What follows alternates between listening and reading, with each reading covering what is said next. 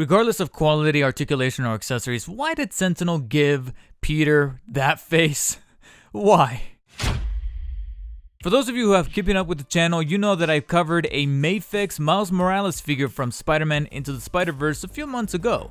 And I said in that video, in that review, that I wasn't really in love with the style or the template of how Mafex, or for that matter SH Figuarts, sometimes like to make their figures, where they're a little too thin, a little too delicate, a little too, I don't know, too minute, especially for the amount of money that you're really paying for. Unfortunately, I've kind of repeated my sins in the form of getting the Sentinel Peter B. Parker figure here from Spider-Man Into the Spider-Verse.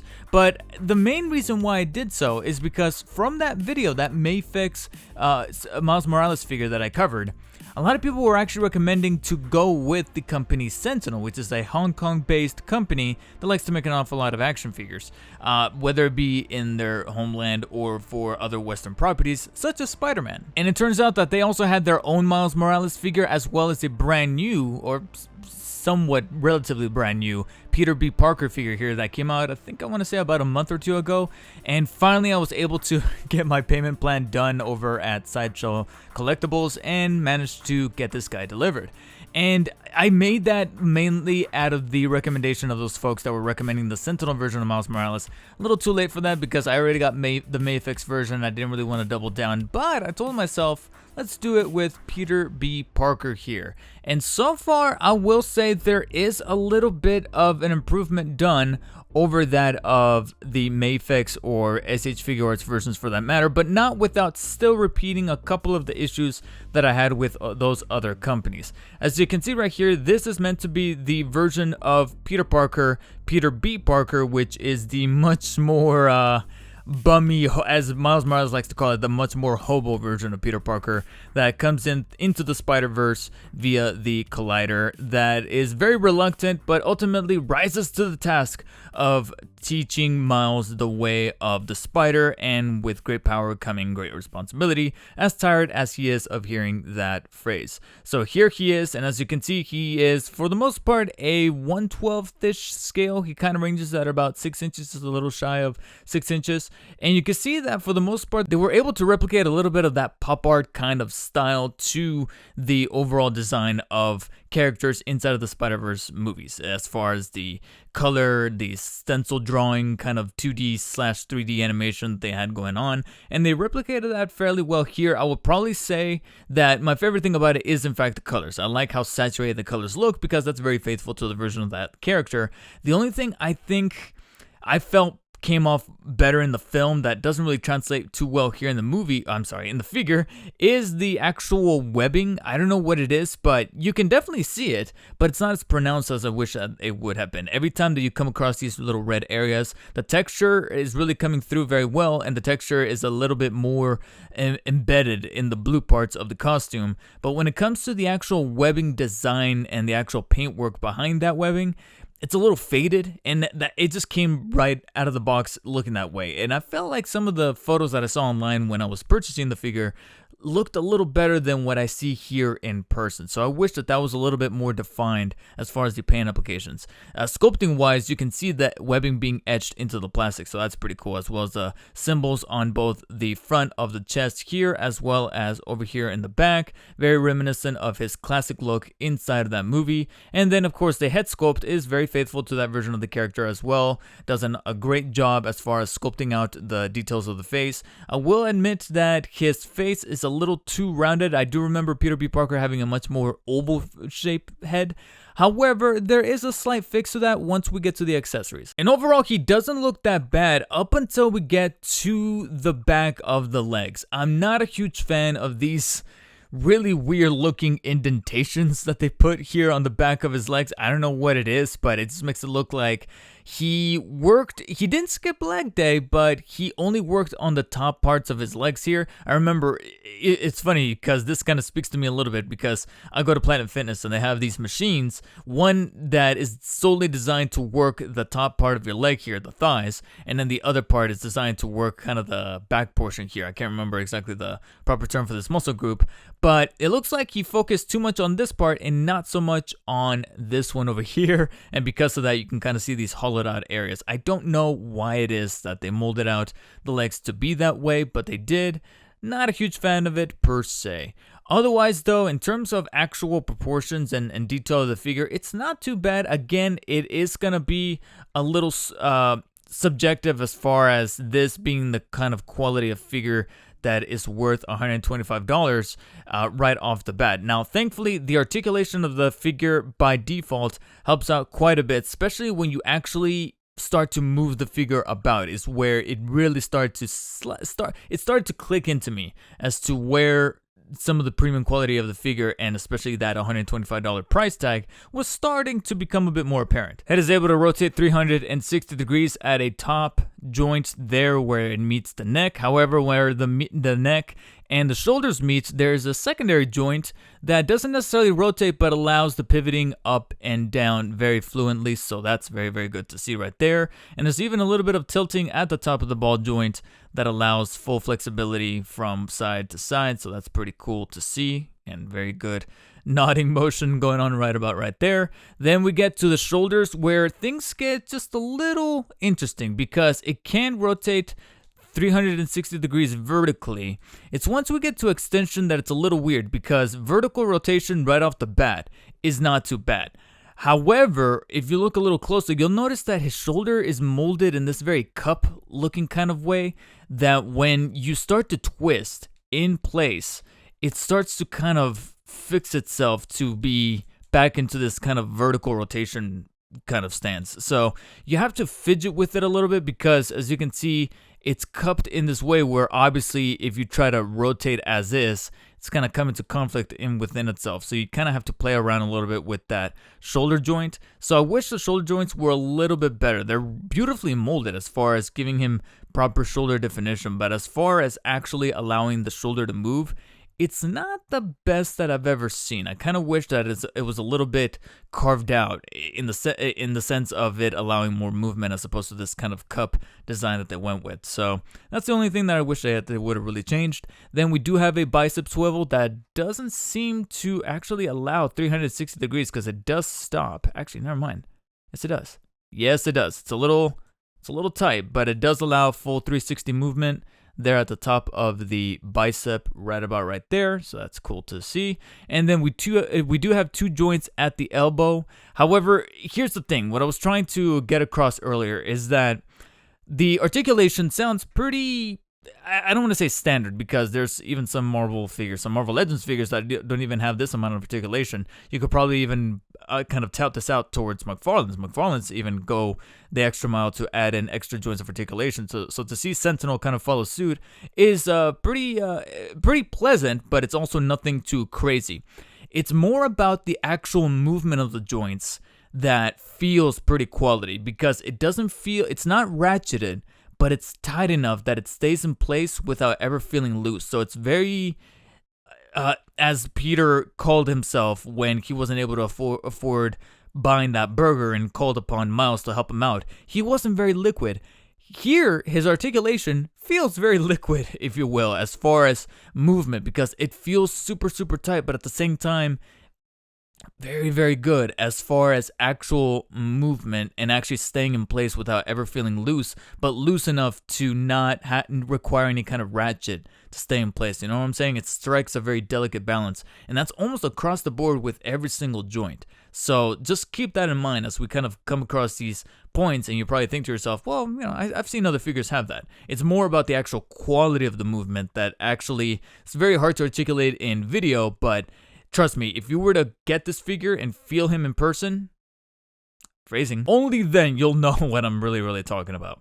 Moving on, we do have joints at the wrists here that allow the wrist to be able to move the hand 360 degrees, and there is a cutout to allow pivoting upwards and downwards. Now, please be careful. This is probably my first major red flag with the figure right out of the box, is that the right hand, I was able to move the wrist up and down and rotate it again, with that quality of movement, very, very fluidly and very comfortably. It was over on the left hand that the movement is still there as far as the quality and the actual what it actually allows to move. It's just that upon fidgeting a little bit with that wrist, I noticed that my joint was actually a little warped to the point where it was actually starting to bend. The little stick inside that it's connected to the hand was starting to bend to the point where if I had forced it a little bit more, it probably would have broken. And that would have been it. And there's no extra wrists or wrist joints that come in with the figure as far as extra stock. Unlike Hot Toys where they throw in extra joints. Nope, none of that found here. So please be careful. Otherwise, you're either going to have to hit up Sentinel for an extra replacement or you're SOL. Then we get to the torso where we have two joints. One in the midway part right here that does allow 360-degree movement. Now do be careful because even though it's able to rotate the full 360 and it feels very, very good to do so, as well as being able to crunch inwards and outwards very flexibly, as well as give you a very, very good oblique crunch, if you will, especially when we take into consideration the waist joint here that also rotates 360 degrees as well as crunches inwards and outwards and side to side. So you got a lot of movement right there. You can see right there Spidey pretty much getting down. The only reason why I say be careful is because this joint right here is a little bit on the delicate side as far as maintaining a firm grip on the joint, that when you start to give it a little bit of extra force when moving the torso about, it does come off via that ball joint right there. It's slipping into that peg. Now, there is a reason for why this function is built into the torso, and we'll get to that once we cover accessories, because there's an extra added function here that I gotta be honest, I did see in the promo pics, but I just wasn't expecting it to be so, I don't know, so easy to do, that it's actually feeding into one of my strongest itches when it comes to certain figures that I am just a huge sucker for. But we'll cover that momentarily. Then we got the top leg joints, which allow the leg to flex about that much forward, only about that much back, only due to the way that this whole entire crotch piece is sculpted out, which is its own piece. And again, there's a reasoning behind that, so we'll get to that in a second here. But we can also extend the legs to the sides almost at a full perpendicular 180, as you can see right there. It does start to get a little testy when it comes to swiveling or pivoting of any kind, because there's no real joints across the legs that allow like a thigh cut or a shin cut to allow the legs to kind of rotate, except these top ball joints are sculpted in a similar fashion as the arms right here with that kind of cup design. However, I feel like it benefits the legs slightly better, only because, you know, they're legs. the body is meant to bend that way, so because of that, you can kind of swivel them there at that exact joint as well, ever so slightly. You kind of see it coming across a little bit right there. So that does allow that to happen ever so slightly. Then we get to the knees that do have two joints right there that allow almost a full bending right about right there, as you can see. All right. And then moving down to the ankles, where it's pretty much the identical joint as that of the wrist, where it's a very fluid ball joint that allows the ankles to rotate the foot at 360 degrees like so, but also pivot about that much down, as you can see right about right there, and almost about that much up. So it's a much more generous joint when flexing the ankle upwards like so. And lo and behold, Sentinel decided to throw in some toesies in with Peter B. Parker here. So he's able to bend the toes at a cut right about right there. Now let's get to these accessories that I've been teasing now for quite some time. Let's get some of the standards out of the way, because with a premium figure such as this, especially one based on Spider-Man, you expect the traditional ones that I feel pretty rudimentary at this point. You get pretty much all of these alternate hands that you're able to swap. His standard hands that came right out of the box, which are these kind of like neutral, relaxed hands. And in his place, of course, you're going to be able to put in some open hands. However, they decided to throw in two sets of open hands. Two of them are pretty much designed to look like he's crawling up a wall. So they kind of have like this stress, if you will, on the main digits right there. You can kind of see how they're a little bit more on the rigid side. And then you have some open hands that look more like they're just full on extended, as if he's jumping or he's striking a pose. And then he's got 2 pairs of clenched hands. However, strangely enough, no set of fist hands, if you want to look at it that way, because the 2 sets of clenched hands that he comes with, one of which is actually a pair of hands with holes cut out so that he can hold things inside, whether it be web strands or other items. The other set of clenched hands are specifically designed to look like he's holding something very, very thin, like a paper or a cell phone or something. They're designed to look like he's holding something in hand like this. And so I found that kind of fascinating that there's initially no punching or fist set of hands. Generally, that's the other type of kind of set of hands that Spider-Man figures come with, especially premium ones such as this. And so very interesting to see that Sentinel decided to opt out of those. However, if that means that we get our other set of hands, which are a little bit more unique than what I've ever seen before out of a Spider-Man figure, then I'll gladly take it, because they threw in web shooting hands with the web strands attached to them. Now, this may be subjective, and I can definitely see how this may not float with every single person out there. I can definitely see some people wanting their web shooting hands to be completely individually made without the need of having web strands attached, and make that an optional thing. And there's various options out there for that to be the case. Personally, I don't know what it is, but for me, because of just how many Spider-Man figures I already have, it's a nice change of pace to have a set of hands that are web shooting hands with the web strands already attached, so that posing with them is already kind of a done deal. I can understand if you don't like these, I definitely see it, but personally, I don't know what it is, but I've just owned so many Spider-Man figures where you have the web shooting hands, you have the web strands, and you have to go through an extra step to get them to be attached, especially when it comes to Hot Toys and putting them into the web shooters, which is a nice additional feature, but it works best with that type of figure. Here, because of how small and delicate and minute everything is, this is a nice little shortcut that I can definitely respect. And then lastly, there's one more hand. It's not a set of hands, but just one extra right hand that comes with a coffee mug molded into it. And I love this. It speaks to the character of Peter B. Parker, or at least the seasoned Peter Parker. And it's cool that they went ahead and threw this little touch in there. However, that's not going to stop Sentinel from throwing in, of course, web strand accessories. You have 2 standard ones right here, with one end being a little thicker so that he can, again, hold them in those hands, designed to hold the web strand in place with the holes cut out of them. And so we have standard webs right here, web strands with some interesting little detail here in the middle. Very cool that, similar to the Mafex Spider-Man, the web strands on that figure are solid white because it speaks to the actual design of that art style, and Sentinel follows suit with the same kind of art style behind the web strands here. Now, besides these web strands, however, they also threw in 2 extra ones that are super stylized, as you can see right here. They pretty much have 3 strands coming out of the same kind of source right here, with an extra handle right here. And at first I thought, why did they throw these style of web strands here? I mean, they're very stylistic and very cool looking, but why specifically? And finally, while toying around with the figure and swapping the hands in and out, I finally figured it out. This is thrown in to mimic the scene from Spider-Man 2, or at least the scene from Spider-Man 2 that's Into the Spider-Verse was homaging or mimicking or parodying at the beginning of the movie, where he is holding the web strands to try to stop the train and saying, I did this, I did that, I did this. So it's cool to see that they still paid attention to that detail and decided to throw these kind of web strands in to then replicate that particular pose. So that is sick. Now, why is it that they're mimicking that particular shot?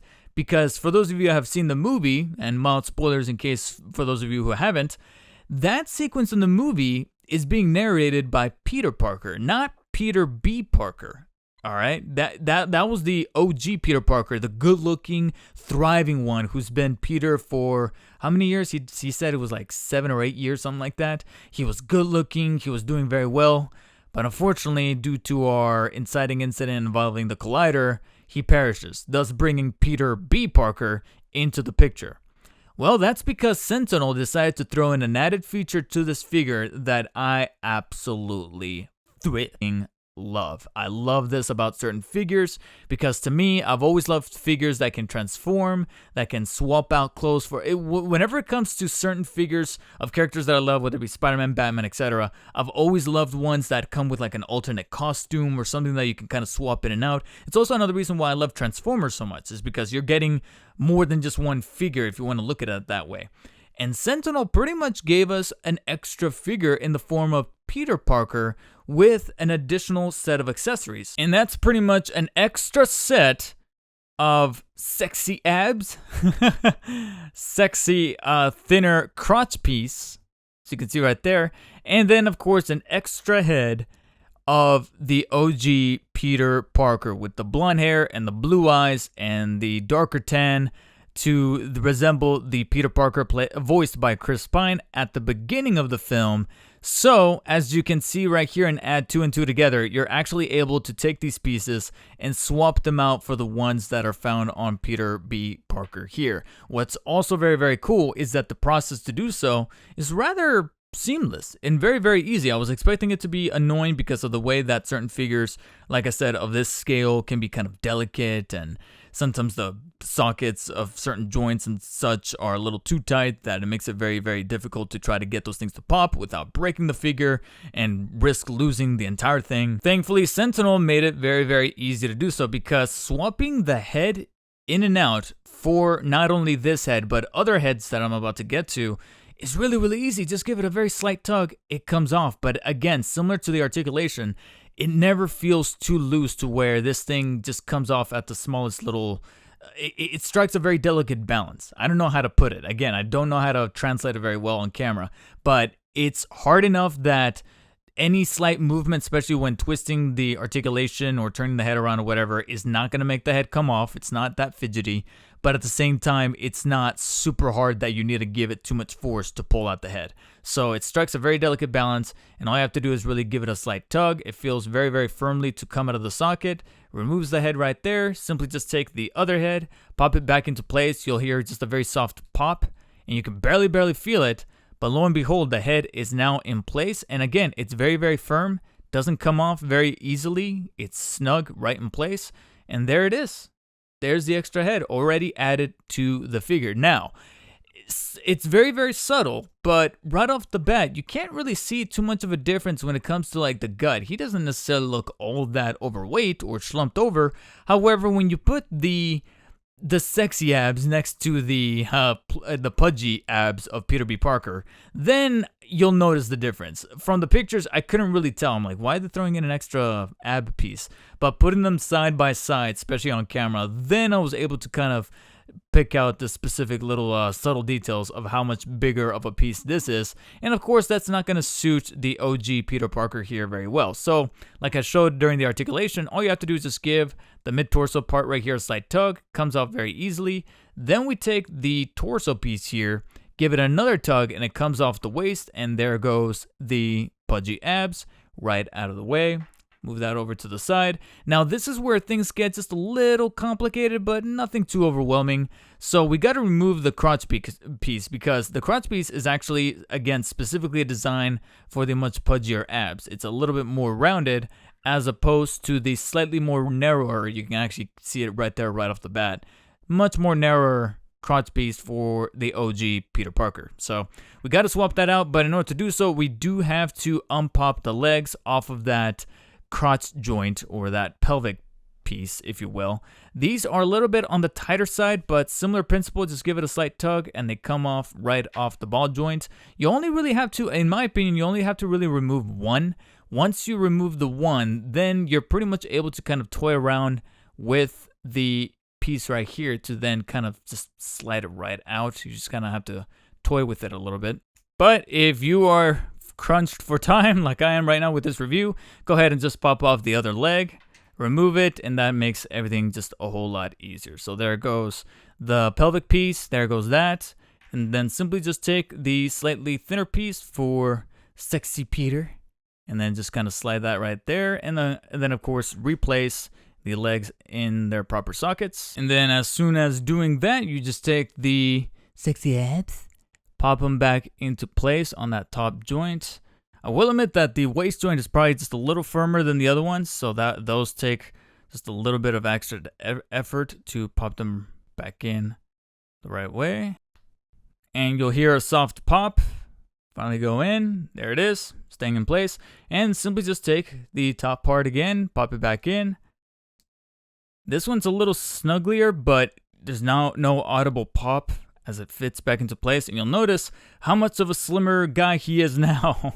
And there you have Peter Parker, not Peter B. Parker, but Peter Parker, now properly slimmed down. Now, to stay on the subject of like swapping pieces in and out, the way that it feels to swap the torso joint as well as the head, the same principle goes for swapping the hands. The hands is also very, very, very easy, as well as taking one hand, give it a slight tug. You'll notice that there's no real joint on the wrist. It's almost like just a very straightforward peg, almost like it was just cut there at the stump. And simply just take an alternate hand, whichever one you want to swap it in for, and just take it in and slide the peg into the hole.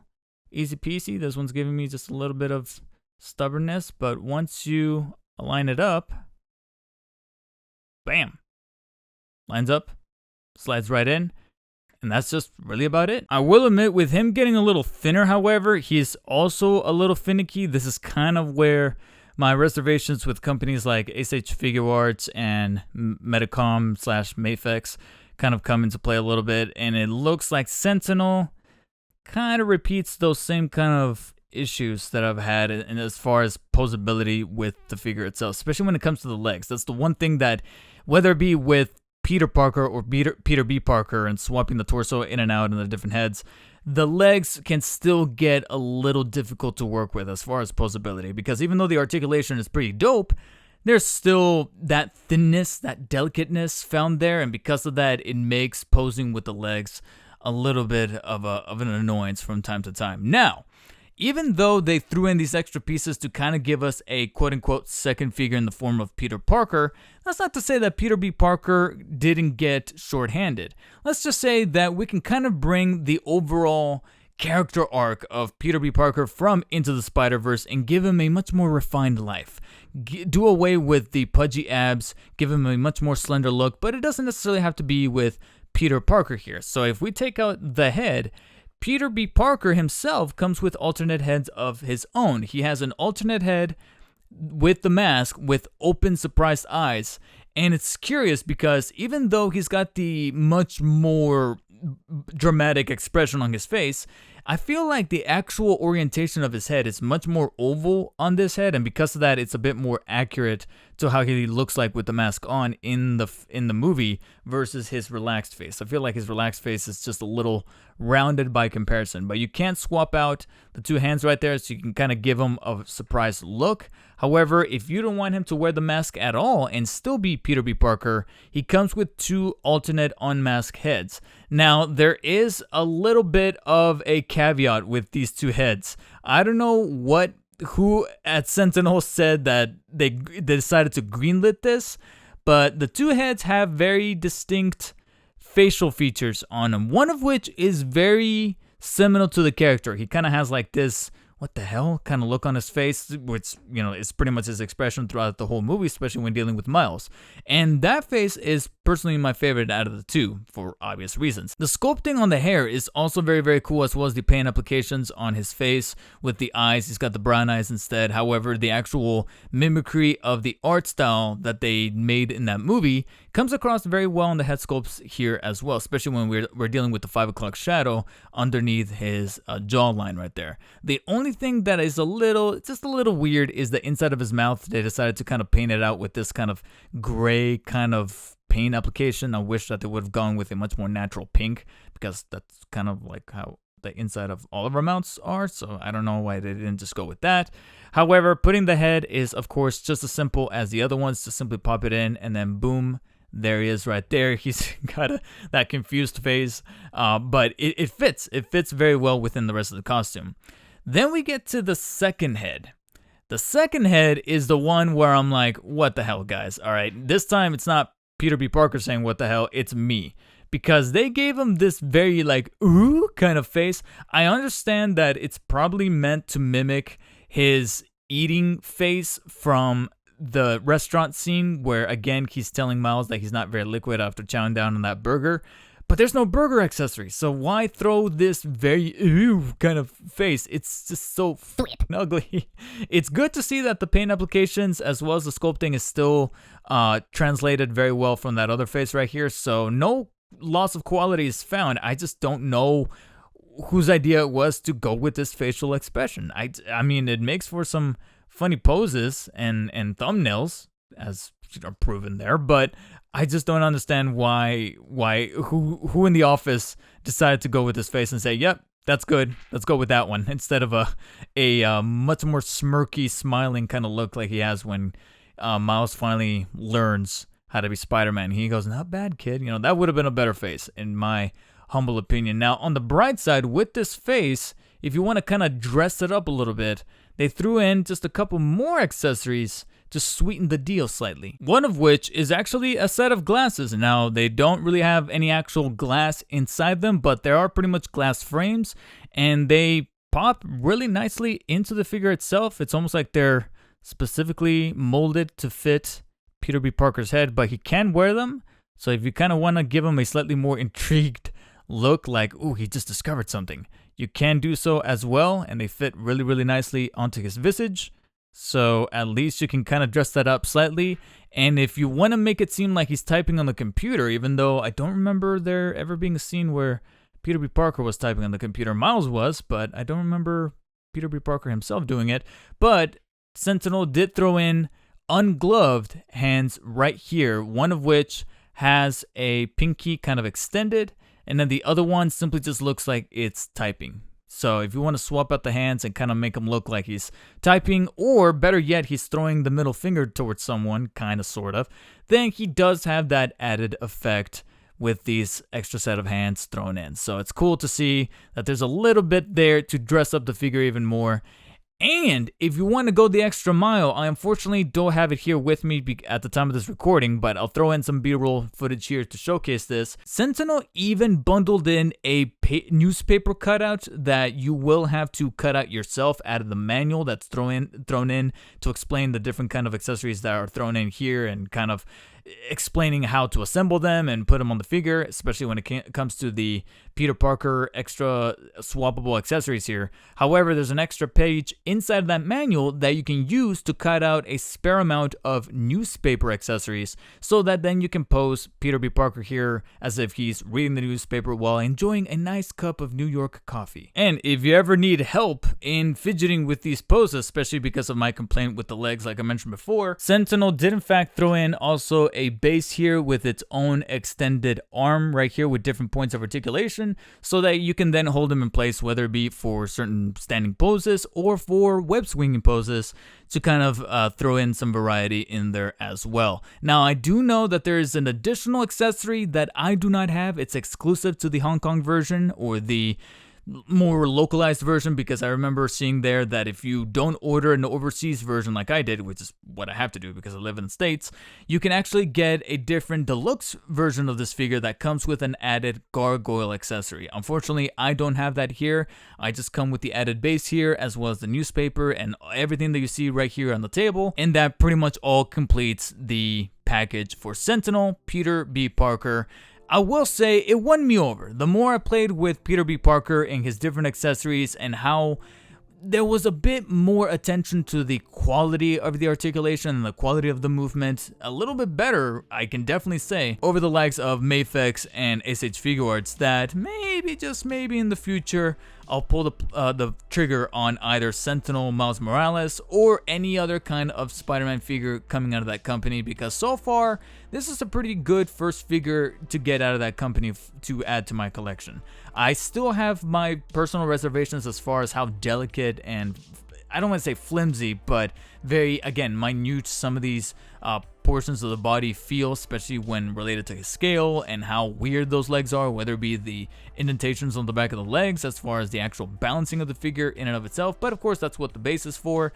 And there's a very significant amount of charm, not only from the character himself, but how faithful they were to that character in the form of giving him accessories, whether it be the coffee mug or the facial expressions or the newspaper clipping, that really helped make this seminal figure to add to the Spider-Man collection, especially from one of my favorite Spider-Man movies of all time, and to just add to it all the added feature of being able to swap this figure for the Peter Parker with the blonde hair and the blue eyes and the slimmed down physique.